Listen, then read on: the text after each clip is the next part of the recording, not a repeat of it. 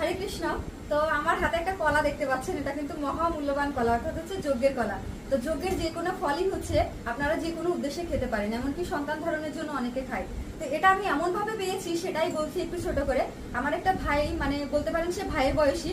তো আমি যখন হচ্ছে স্বামীবাগে আজকে যজ্ঞ হয়েছে, তো যজ্ঞ শেষের পর্যায়ে মানে শেষ হয়ে গেছে, তো তখন আমি উপরে ছাদে উঠছি মানে যজ্ঞের ওখানে প্রণাম করার জন্য।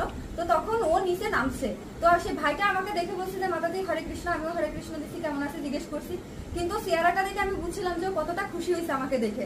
তো তারপর হঠাৎ করে কলাটা বের করে আমাকে দিয়ে দিচ্ছে, বলে দিদি মাতাজি এটা হচ্ছে যজ্ঞের কলা। তো আমি তো পেয়ে অনেক খুশি হয়ে গেছি, কিন্তু পিছনের কাহিনীটা আমি জানতাম না। তখন ওখানে আরো কয়েকজন মাতাজিরা ছিল, তারা আমাকে বলতেছে তুমি কি জানো এই কলাটা ও ওখান থেকে অনেক করে চেয়ে তারপরে নেছে শুধুমাত্র বাড়িতে নিয়ে যাবে বলে, সবাইকে দেবে বলে। তো সেই কলাটা বের করে তোমাকে দিয়ে দিচ্ছে, মানে কতটা তোমাকে ভালোবাসে তুমি একবার মানে ভাবো তো।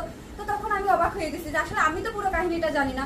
যারা যজ্ঞের ওখানে ছিল তারা দেখেছে যে ও কিভাবে কলাটা নিয়েছে, কারণ যজ্ঞ শেষ হলে সবাই কিন্তু ফল নিয়ে টানাটানি করে, কারণ এটা ছেলে বলেন মেয়ে বলেন সবাই খেতে চায়। কারণ যজ্ঞের ওই ফল, আহুতি দেওয়া ফলগুলো যদি খাওয়া হয় তাহলে কিন্তু যে মনস্কামনা করে খাওয়া হয় ওটা পূর্ণ হয়, সেটাই হচ্ছে বিশ্বাস করা হয়। তো সেই কারণে দেখা যায় যে সবাই টানা হেঁচড়া করে নিয়ে নেয়। তো কত কষ্ট করে এটা কালেক্ট করছে, তারপরে আবার আমাকে দিয়েছে। তো অসংখ্য ধন্যবাদ ভাই তোমাকে।